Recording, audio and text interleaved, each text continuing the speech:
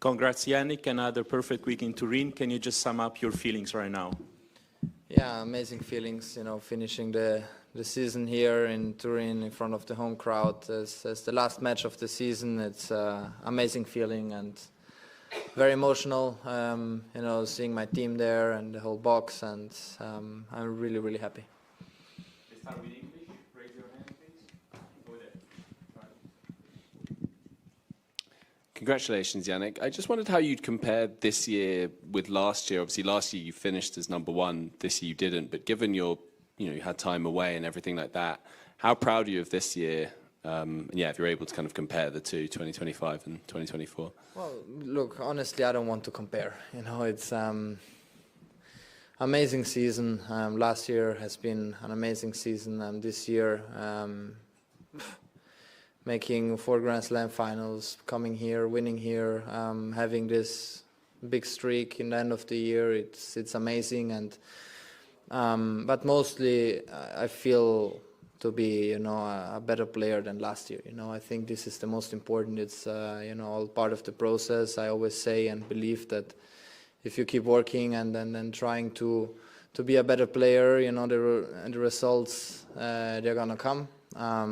This year it was like this. Of course, as I always say, the off season, and now we have a lot of time to adjust ourselves already for next season and being as ready as possible. But honestly, amazing season.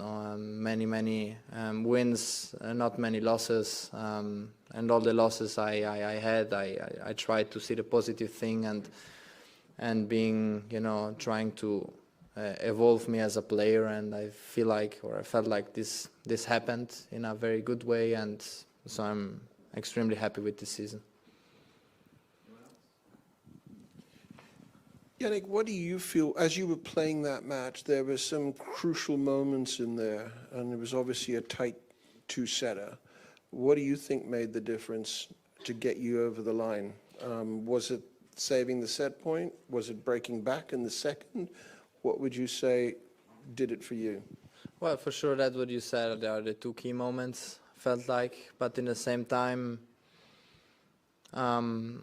we both started off, missing because we know each other, what we have to do. And when you play a final and against a very, very tough opponent, you tend to miss a bit more, and it's normal. And but we both had our tactics clear in our mind. I felt like the second set maybe the level was a bit higher, because of a bit more of rallies, and was a bit more difficult to get through Carlos. But the key moments, they're always there, 30 all at times, if you don't serve well. The key moments are also for example, in 2-1, in the first set, because if he breaks there, it's, the match could lead very fast in other way, so it's always a part of perspective, how you see the match. But I felt like, small details made the difference. I was lucky when I broke him back with a shanked return, I also have to say that.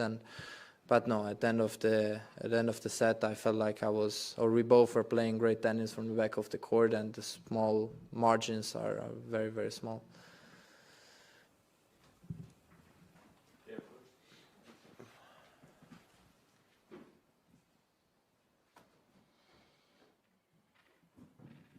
Hello, Yannick. There is a lot of appreciation between you and Carlos, as you mentioned several times.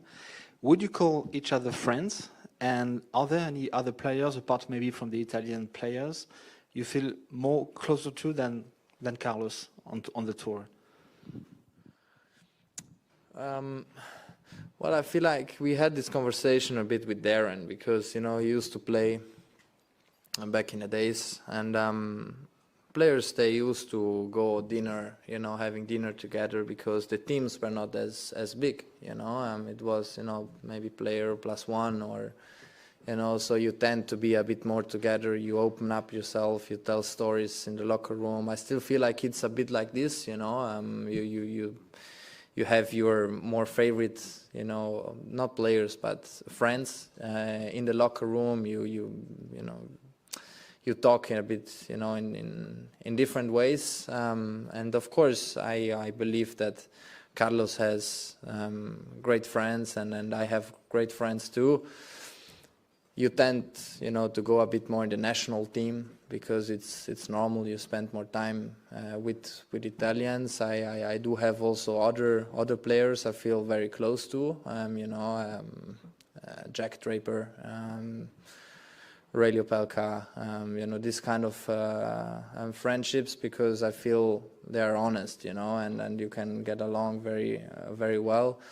But with Carlos is also a bit, different because of on-court reasons, and we have a very good relationship, rivalry, call it however, and I feel like, we can talk about everything still, and I think it's great. We are good friends off the court. We do respect us in a very healthy way, and also the teams, my team get along very well with them, and I think it's a good harmony. But in the same time, there's also the work and all the rest behind, which, it's all about balance. Charlie, last one. Yeah, it feels like you talked about after the US Open final about adding more variety to your game. We've seen changes to your serve as well. Could you just talk about those two areas of your game and how they've evolved since New York? Yeah, they have evolved in a positive way, of course, especially the serving. From the back of the court, it's being a bit more unpredictable. It worked well, or at least better. I do believe that I have still margins where I can play better at times, but it's also difficult because you have to give a lot of credit to the opponent. Carlos is an incredible player, hugely talented, and it is difficult. It's every point you have to earn in a very right way, and you have to push over the limits. But yeah, I believe the work we have done, it was a very positive work. Of course, if not, you don't reach these results. And but as I always say, the December is very important for me as a player and as a team, because you connect better, because you don't have the pressure and the tournament and the rush to go from one side to the other. And so it is very important, not only because of the work ethic, but also to connect the whole team even better and understanding each other even better.